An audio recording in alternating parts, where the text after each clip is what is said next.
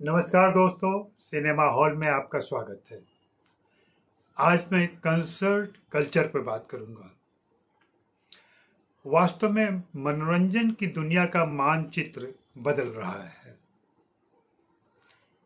हम सभी जानते हैं इस बात को कि दर्शक अब सिनेमा घरों में नहीं जा रहे हैं या कम जा रहे हैं। ओटीटी पर दर्शक फिल्में देख रहे हैं, मनोरंजन के दूसरे साधनों की तलाश कर रहे हैं। ऐसे में कंसर्ट कल्चर बहुत तेजी से बढ़ा है। आप सभी ने गौर किया होगा कि पिछले दिनों हमारे प्रधानमंत्री नरेंद्र मोदी जी दिलजीत दोसांझ से मिले। क्यों मिले? कभी गौर किया आपने इस बात पर? दिलजीत दोसांझ ने अभी हाल में कुछ एक कंसर्ट किए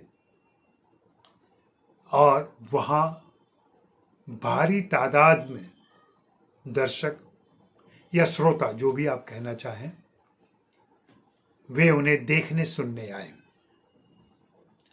हर जगह, हर कंसर्ट में, हर शहर में भीड़ उमड़ी। कहा तो यह भी जाता है कि उनके टिकट ब्लैक हुए।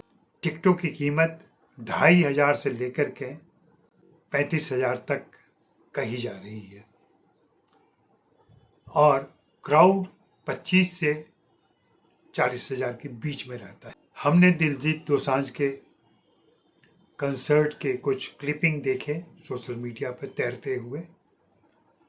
उनमें दिलजीत दोसांझ अपने दर्शकों से, श्रोताओं से सीधे बातचीत करते हुए दिखाई पड़े। इस बातचीत में उनका तेवर सत्ता के समर्थन में तो नहीं कहा जा सकता। उन्होंने खुलेआम कहा इंदौर में कि हमारा खून भी शामिल है यहाँ की मिट्टी में, किसी के बाप का हिंदुस्तान थोड़ी ही है। या फिर उसके बाद एक कंसर्ट में उन्होंने मनमोहन सिंह की जिस तरीके से तारीफ की। इन सारे प्रसंगों पर गौर किया जा रहा है और इसी गौर करने का असर है कि प्रधानमंत्री ने उन्हें बुलाया, उनसे मिले, उनके साथ बैठे, उनसे बातें की, उनसे गाना सुना, अपने विचार शेयर किए और उनकी तारीफ की। बताते हैं कि खुद उनकी पार्टी के कुछ एक सांसद, खासकर कंगना रनौत, उनसे मिलना चाहती हैं, लेकिन अभी तक वे समय नहीं निकाल सके हैं। बात कहीं और न चली जाए, इसलिए मैं यहीं रोककर कंसर्ट के ऊपर आता हूं। दिलजीत दोसांझ के कंसर्ट ने सभी को अलर्ट कर दिया है। हालांकि इसकी शुरुआत 2019 में हो चुकी। बीच में कोविड आ गया, जिसकी वजह से जो गति, जो मोमेंटम चालू हुआ था 2019 में, वो थोड़ा थम गया। 2019 में U2 का कंसर्ट हुआ था, जिसमें भारी भीड़। फिर हमने बाद में और भी सारे कंसर्ट देखे, छोटे बड़े हर श्रेणी के म्यूजिशियन, गायक आते रहे, उनके कंसर्ट होते रहे, भीड़ उमड़ती रही।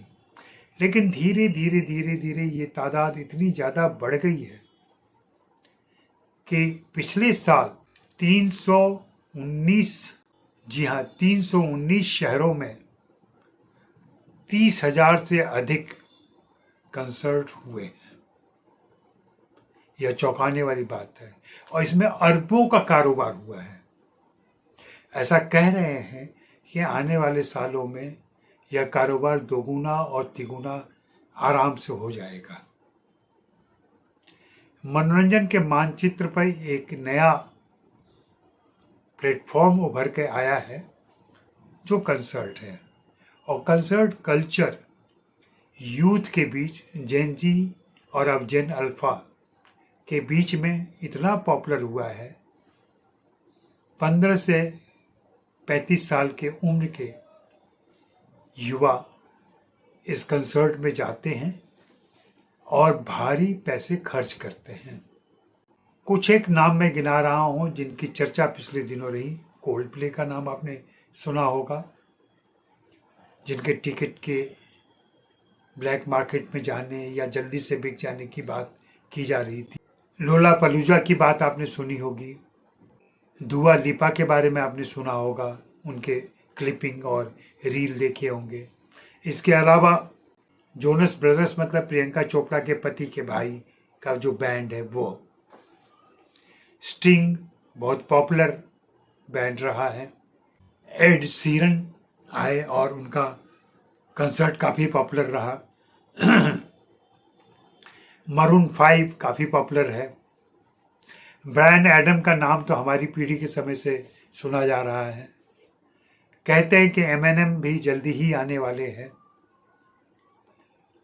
वैसे इंडियन बैंड भी, भारतीय बैंड भी एक ज़माने में काफ़ी पॉपुलर थे। इंडियन ओशन हो गया, यूफोरिया हो गया, अग्नि हो गया, सिल्क रूट हो गया, परवाज हो गया, तो ये सारी चीज़ें चल रही हैं। इस पर मंथन चल रहा है, विश्लेषण चल रहा है कि इन कंसर्ट में कौन से यूथ रहते हैं, कौन लोग हैं जो पहुंचते हैं। ऐसा कहा जा रहा है कि देश की आर्थिक स्थिति भले ही गड़बड़ हो, दिखाई पड़ रही हो, लेकिन एक ऐसा वर्ग पैदा हुआ है जिसके पास सरप्लस पैसा है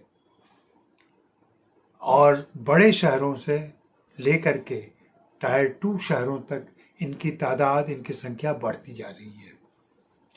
और ये सिर्फ सिनेमा से, फिल्मों से संतुष्ट नहीं हो रहे हैं और न ओटीटी से। इन्हें लाइव म्यूजिक चाहिए, इन्हें लाइव परफॉर्मेंस चाहिए, जहां इनको जोश आता है और यहाँ एक अलग किस्म का नशा होता है जो इनको लुभा रहा है। देश के सभी शहरों में जहाँ भी इनके प्रोग्राम होते हैं वहाँ भीड़ उमड़ पड़ती है। कानून और व्यवस्था की निगरानी करनी पड़ती है। हालांकि दिलजीत दोसांझ ने पिछले दिनों कहा कि भारत में अभी लाइव परफॉर्मेंस के इंफ्रास्ट्रक्चर तैयार नहीं हुए हैं, इसलिए वे भविष्य में कोई भी कंसर्ट नहीं करेंगे जब तक कि यह इंफ्रास्ट्रक्चर तैयार नहीं हो जाता है। लेकिन हम सभी जानते हैं कि अपनी तमाम कमियों के बावजूद कोई भी नया प्लेटफॉर्म आगे बढ़ता रहता है, फलता फूलता रहता है और दर्शकों के बीच अपनी जगह बनाता रहता है।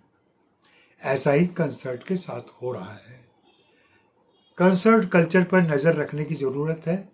ज़रूरत इस बात की भी है कि कंसर्ट कल्चर के तहत इन कंसर्ट में हमारे पॉपुलर सिंगर, गायक, परफॉर्मर क्या कर रहे हैं, क्या सुना रहे हैं और दर्शक क्या पसंद कर रहे हैं। यह एक सामाजिक विश्लेषण की मांग करता है, गौर करने की मांग करता है। हो सकता है थोड़े देर से हमारे सोशल थिंकर जगें, लेकिन इसका भी अध्ययन होगा और ज़रूर होगा। आप बताएं आपकी क्या राय है कंसर्ट कल्चर के ऊपर, मेरी इस टिप्पणी के बारे में या इन जनरल कंसर्ट कल्चर के बारे में। हमें ज़रूर लिखें। और हाँ, मेरे वीडियो पसंद आते हैं तो सिनेमा हॉल को सब्सक्राइब कर लें, लाइक करें, कमेंट करें, शेयर करें, अपनी बातें रखें।